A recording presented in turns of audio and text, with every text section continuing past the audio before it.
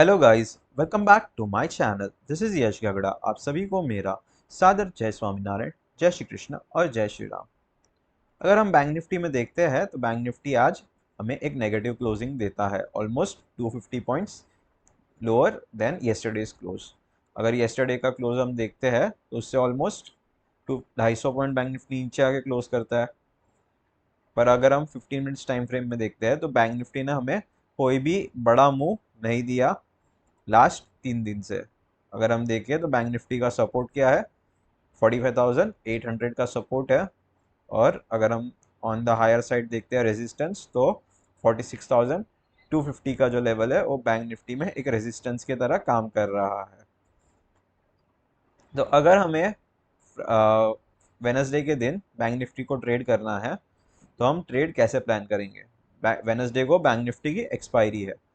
Expiry के दिन क्या होता है, जो सेलर्स रहते हैं उन लोग इधर स्ट्रैडल बेचते हैं। स्ट्रैडल मतलब क्या, सेम स्ट्राइक्स के कॉल और पुट, या फिर स्ट्रैंगल्स बेचते हैं। स्ट्रैंगल्स मतलब out of the money call और out of the money put sell करते हैं। तो अगर बैंक निफ्टी फ्लैट ओपन होता है तो क्या करेंगे सेलर्स, क्या करेंगे, सुबह सुबह ही अपनी पोजीशन बना लेते हैं। 46,300 के या फिर 200 के कॉल्स बेच देंगे और 45,800 के पुट्स बेच देते हैं। और धीरे धीरे करके उन लोग नज़दीक आते हैं। तो अगर समझो उन्होंने सुबह सुबह कॉल और पुट बेच दिए तो उनको लॉस कब होगा, जब बैंक निफ्टी इस जोन को ब्रेक करके ऊपर की साइड जाएगा तब उनको लॉस होना शुरू हो जाएगा। और बाय चांस अगर बैंक निफ्टी इस जोन में कंसोलिडेट करके नीचे की साइड ब्रेक डाउन करता है तो पुट में उनको लॉस होना शुरू हो जाएगा। उनको लॉस कब होगा, जब तक ये रेंज का ब्रेकआउट नहीं होगा तब तक उन्हें कोई लॉस नहीं होगा, तो वो लोग आराम से बैठे रहेंगे। तो हमें क्या चाहिए, अगर बैंक निफ्टी फ्लैट खुलता है तो हमें एक कंसोलिडेशन चाहिए। कंसोलिडेशन क्यों चाहिए, क्योंकि उस कंसोलिडेशन में जो भी ऑप्शन सेलर रहते हैं वो अपनी पोजीशन ऐड कर लेते हैं। ऑलमोस्ट 3 दिन से इसी जोन में बैंक निफ्टी ट्रेड कर रहा है। सभी की पोजीशन ऑलमोस्ट इसी जोन में बनी हुई है। उनके स्टॉप लॉस कहाँ होंगे, इस जोन के नीचे। जैसे ही कंसोलिडेट करने के बाद बैंक निफ्टी अगर ब्रेक डाउन करता है तो हम क्या करेंगे, एक पुल बैक का वेट करेंगे और उसके बाद अगर कंटिन्यूएशन मिलता है तो हम पुट साइड ट्रेड प्लान करेंगे इन बैंक निफ्टी। बट अब जब तक बैंक निफ्टी 45,800 के लेवल्स को ब्रेक नहीं करता तब तक हम एग्रेसिव पुट ट्रेड नहीं करेंगे और पुट साइड में थोड़ी सी क्वांटिटी छोटी रखेंगे। By chance bank Nifty slightly gap up open होता है, फिर से इस जोन में कंसोलिडेट करता है और हाफ एन आवर 1 आवर, और उसके बाद अगर 46,250 के लेवल्स को ब्रेक करता है तो हम 50% क्वांटिटी यहाँ पे ऐड कर लेंगे और पुल बैक के बाद और 50% क्वांटिटी ऐड करेंगे जैसे ही बैंक निफ्टी हमें एक कंटिन्यूएशन देता है आफ्टर अ रिट्रेसमेंट। सो ये हो गया हमारा प्लान बैंक निफ्टी में। अगर बैंक निफ्टी फ्लैट खुलता है या गैप अप खुलता है, बाय चांस बैंक निफ्टी बड़ा सा गैप डाउन खुल जाता है तो हम यहाँ पे वेट करेंगे एक कंसोलिडेशन जोन का या फिर एक प्राइस एक्शन का वेट करेंगे। जैसे बैंक निफ्टी प्राइस एक्शन बनाता है उसके हिसाब से हम अपनी ट्रेड प्लान कर सकते हैं। सो द बेस्ट ट्रेड तो क्या होगा, फ्लैट खुलने के बाद एक कंसोलिडेशन चाहिए या फिर स्लाइटली गैप अप के बाद एक कंसोलिडेशन और उसके बाद ब्रेकआउट ऑन अपसाइड। तो हमें एक बढ़िया मूव बैंक निफ्टी में देखने मिल सकता है। सो ये हो गया हमारा प्लान बैंक निफ्टी का। चलिए देखते हैं नेक्स्ट निफ्टी में हम कैसे ट्रेड प्लान करेंगे वेनेसडे के दिन। कल के दिन में मार्केट में हॉलीडे है ड्यू टू गणेश चतुर्थी। आप सभी को गणेश चतुर्थी की एडवांस में बहुत बहुत शुभकामनाएं। सो चलिए देखते हैं निफ्टी में हम कैसे ट्रेड प्लान करेंगे। अगर हम निफ्टी को डेली टाइम फ्रेम पे देखते हैं तो निफ्टी ने क्या किया है, एक बड़े से रेंज का ब्रेकआउट कर दिया है, उसके बाद एक रिट्रेसमेंट किया और एक कंटिन्यूएशन दे रहा है। निफ्टी भी ऑलमोस्ट 3 दिन से क्या कर रहा है, कंसोलिडेट कर रहा है इसी जोन में। तो ये बहुत कंसोलिडेशन करना बहुत इंपॉर्टेंट है। अगर आफ्टर अ बिग मूव अगर हम देखते हैं तो निफ्टी ने एक बहुत ही बढ़िया मूव दिया, उसके बाद रिट्रेसमेंट किया और अब इस जोन में कंसोलिडेट कर रहा है। तो निफ्टी जैसे ही ये हाई को निकालेगा हमें फिर से एक बड़ा मूव देखने मिल सकता है, या फिर इस लो को निकालेगा तो निफ्टी एक बार इस जो रेजिस्टेंस जोन था अब हमारे लिए एक सपोर्ट की तरह काम करेगा। उस जोन के पास एक सपोर्ट लेके फिर से ऊपर की जर्नी कंटिन्यू कर सकता है। चलिए देखते हैं 15 मिनट्स टाइम फ्रेम पे कल के दिन में हम निफ्टी में कैसे, वेनसडे के दिन हम निफ्टी में कैसे ट्रेड प्लान करेंगे। अगर हम निफ्टी में देखते हैं तो निफ्टी ने क्या किया, ऑलमोस्ट 3 दिन से निफ्टी भी क्या कर रहा है, एक ही जोन में कंसोलिडेट कर रहा है। तो निफ्टी में हमें क्या चाहिए, अगर निफ्टी फ्लैट ओपन होता है फिर से इस जोन में कंसोलिडेट करता है for half an hour 1 hour, और उसके बाद अगर निफ्टी हाई को निकालता है 20,200 के, तो उसके हमें क्या चाहिए, एक कैंडल क्लोजिंग चाहिए। 20,200 के ऊपर हमें एक कैंडल क्लोजिंग मिलती है ऑन अ 15 मिनट्स, तब जाके हम निफ्टी में कॉल साइड ट्रेड प्लान करेंगे। और अगर हमें बाई चांस एक पुल बैक मिलता है तो बेस्ट ट्रेड हम अपनी क्वांटिटी बढ़ा देंगे, जैसे ही हमें कंटिन्यूएशन मिलेगा after a retracement. By chance Nifty gap down open होता है, इस जोन में कंसोलिडेट करता है, तो हमें एक वोलेटाइल सेशन देखने मिल सकता है। हम निफ्टी में वेट करेंगे, अगर इस रेंज में जब तक निफ्टी रहेगा तब तक हम कोई भी ट्रेड प्लान नहीं करेंगे।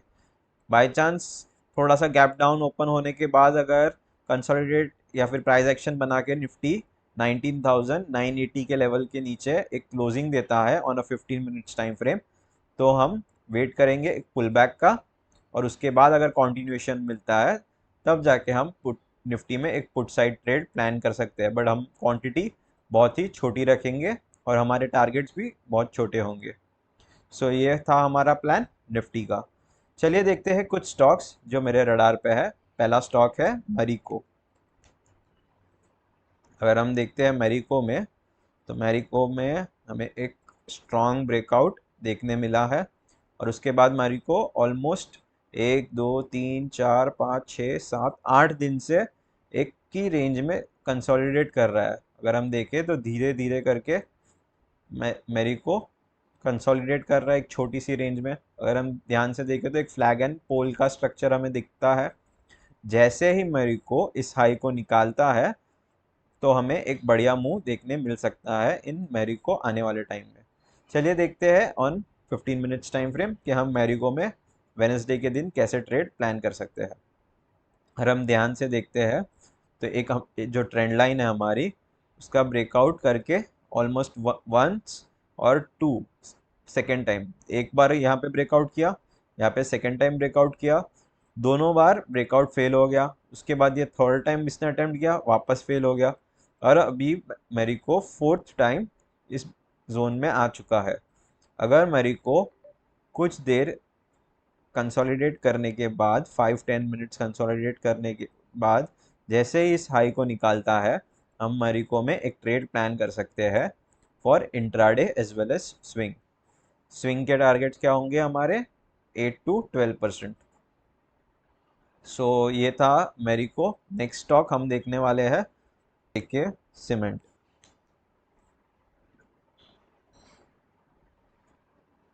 अगर हम जेके सीमेंट में ध्यान से देखते हैं तो हमें क्या देखने मिलता है, स्ट्रक्चर देखने मिला।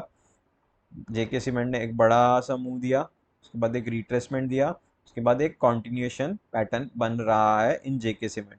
जैसे ही जेके सीमेंट ये हाई को निकालेगा तो हमें एक बढ़िया मूव देखने मिल सकता है। चलिए देखते हैं on 15 minutes time frame JK cement में हम ट्रेड कहाँ पे प्लान कर सकते हैं। अगर हम 15 मिनट्स में देखते हैं तो जेके सीमेंट में हमें ट्रेड कहाँ पे मिलेगा, जैसे ही जेके सीमेंट इस हाई को निकालता है 33,332 के लेवल्स को, तो हम जेके सीमेंट में एक लॉन्ग ट्रेड प्लान कर सकते हैं। अगर हम ध्यान से डेली टाइम फ्रेम पे देखते हैं तो जेके सीमेंट में हमें क्या मिला है, एक इनसाइड कैंडल मिला है। इनसाइड कैंडल जब भी ब्रेकआउट देता है तो हमें एक बड़ा मूव ऑन ईदर साइड देखने मिल सकता है। बाई चांस जेके सीमेंट उसके लो को निकालता है तो हम शॉर्ट साइड ट्रेड भी प्लान कर सकते हैं इन जेके सीमेंट। हमारा लेवल क्या होगा फॉर शॉर्टिंग, चलिए देखते हैं। जैसे ही जेके सीमेंट इस लो को निकालता है ऑफ 3267 के लो को निकालता है तो हम एक शॉर्ट साइड ट्रेड प्लान कर सकते हैं इन जेके सीमेंट। चलिए देखते हैं दूसरा स्टॉक जो मेरे रडार पे है, वो है Manappuram finance.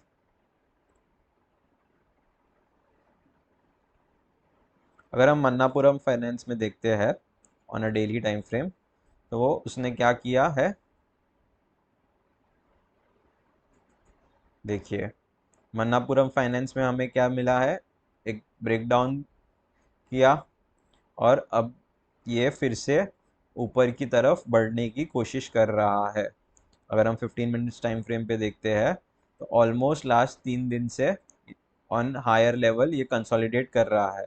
By chance Manappuram finance इस लेवल को निकालता है तो हमें एक बढ़िया मूव देखने मिल सकता है इन मन्नापुरम फाइनेंस। तो जैसे ही मन्नापुरम फाइनेंस 144.5 के लेवल को निकालता है, हम इसमें एक इंट्राडे और स्विंग ट्रेड प्लान कर सकते हैं। चलिए देखते हैं नेक्स्ट स्टॉक जो मेरे रडार पे है, वो है अशोक लेलैंड।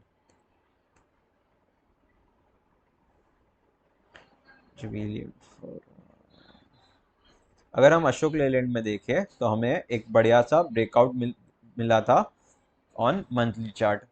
ये स्टॉक मैंने आपके साथ तब भी डिस्कस किया था और उसके बाद इसने बहुत ही बढ़िया रिटर्न दे दिया है हमें इन लास्ट फ्यू डेज। अगर हम इसको 15 मिनट्स टाइम फ्रेम पे देखते हैं तो इसमें भी एक फ्लैग एंड पोल जैसा पैटर्न बन चुका है। जैसे ही मन्ना अशोक लेलैंड 185 के लेवल्स को निकालेगा तो हमें फिर से एक बढ़िया मूव देखने मिल सकता है ऑफ 8 to 10% इन अशोक लेलैंड। सो आप ये इसे अपने स्विंग रडार पे रख सकते हैं। चलिए देखते हैं नेक्स्ट स्टॉक जो मेरे रडार पे है, वो है जुबिलियंट फार्मा। जुबिलियंट फार्मा में अगर हम देखते हैं on a daily time frame, तो ये स्टॉक क्या कर रहा है, इसने एक बड़ा सा ब्रेकआउट दे दिया है on a daily time frame और उसके बाद बहुत समय से इसी जोन में कंसोलिडेट कर रहा है। उसके बाद एक पुल बैक देने नीचे आया है। तो जैसे ही जुबिलियंट फार्मा ये हाई को निकालता है, हमें एक बढ़िया मूव देखने मिल सकता है। सिमिलर अगर हम देखते हैं तो जुबिलियंट फार्मा में भी हमें एक छोटा सा डब्ल्यू पैटर्न बनते हुए दिख रहा है। जैसे ये डब्ल्यू पैटर्न का कंप्लीशन होगा तो हमें एक बढ़िया मूव ऑन अपसाइड देखने मिल सकता है। चलिए देखते हैं 15 मिनट्स टाइम फ्रेम में जुबिलियंट फार्मा में हम एंट्री कहाँ पे बना सकते हैं। अगर हम 15 मिनट्स टाइम फ्रेम पे देखते हैं जुबिलियंट फार्मा में, तो जुबिलियंट फार्मा में हम एंट्री कहाँ पे बनाएंगे, जैसे ही जुबिलियंट फार्मा इस लेवल को निकालता है ऑफ 450, तो हम अपनी एंट्री बना सकते हैं in Jubilant Pharma for swing and intraday. So that's all for this video. अगर आपको ये वीडियो अच्छी लगी हो तो इसे लाइक कीजिए, अपने दोस्तों के साथ शेयर कीजिए। मिलते हैं नेक्स्ट वीडियो में और फिर से आप सभी को गणपति की बहुत बहुत सारी शुभकामनाएं।